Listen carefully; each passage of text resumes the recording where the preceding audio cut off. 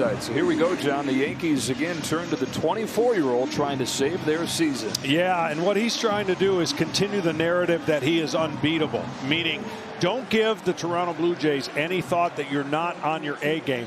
They saw him in a different light. They had some things on him. He's made some changes mechanically, and this four-seam fastball is so good that at the top of the zone, if he gets that call, he's going to have a really tough time.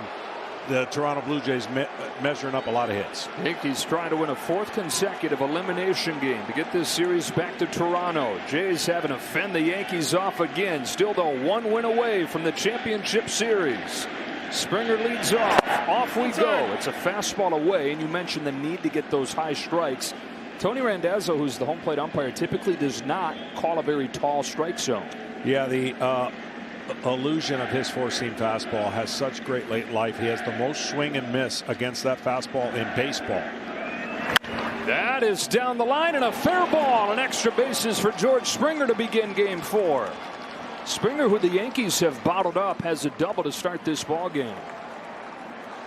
And instant stress on Cam Schlitler. And that's why I said the first inning would be really, really important. He's coming off a historic game. He threw, it looks like, a two-seamer in, and there's a big difference between his two-seamer and four-seam fastball from a late life. He'll have more movement with the two-seamer, but the late life of the four-seamer plays up. Springer's in scoring position. Nathan Lucas getting his first start since game 1 of this series when he had 2 hits and knocked in 3.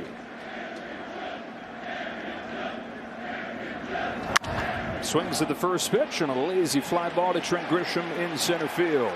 Springer tags and hangs on. Let's get a look at this Blue Jays lineup that has scored 29 runs over the first 3 games of this series. We've seen Springer and Lucas. Vlad Jr.'s coming up next. Then it's Barger and Kirk. Dalton Varsho's in center field. Santander, Clement, and Jimenez. You got first base open here. You putting him on? I would.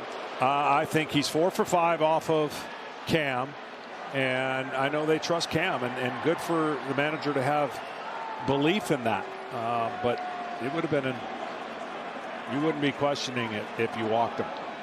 Homered again yesterday. He's homered in all 3 games in this series. He came into this series 3 for 21 in his postseason career. He's 8 for 13, 3 home runs and 8 RBIs. No player has ever had that collection of stats over the first 3 games of a series. Now to 0-1 from Schlitler. He swings and misses. Strike 2. Well, you can't just rear back and throw velocity against Vlad. You have to mix it up. And there's that cutting action fastball. And sometimes it acts like a slider, and sometimes it acts like a cutter.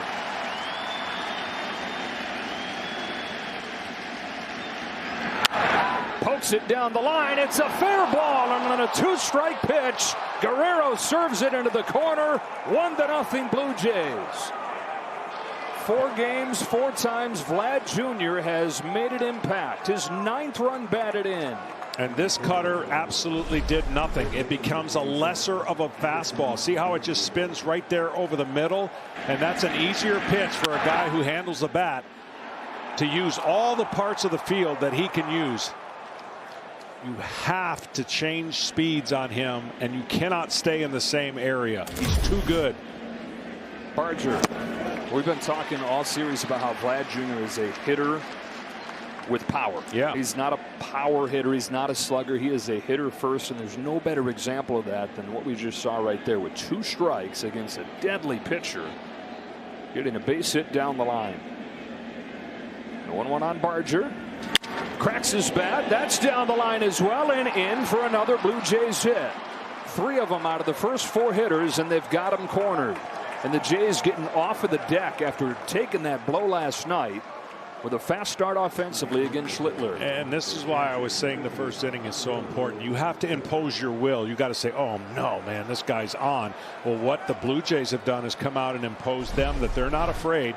Now, there hasn't been a fastball at 100 miles an hour. He doesn't have to have that fastball at 100, but you're seeing a lot of those cutters now, and that action on that pitch get results in base hits. You're going to face right here, John, the best high fastball hitter in the majors, and Alejandro Kirk.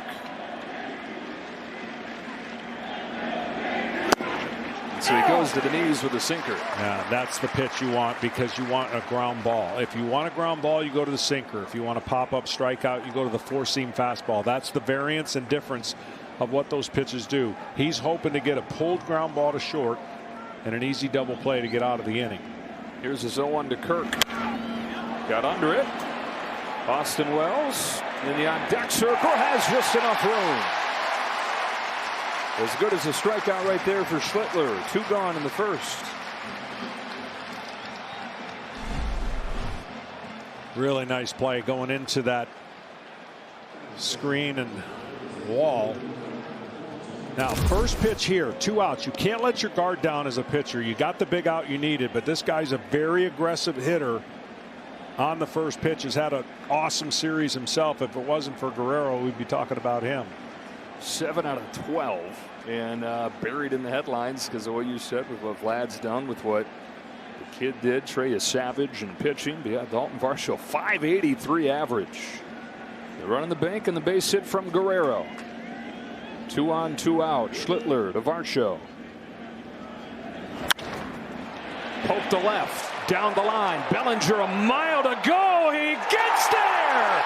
Cody Bellinger out of the blue to make the catch.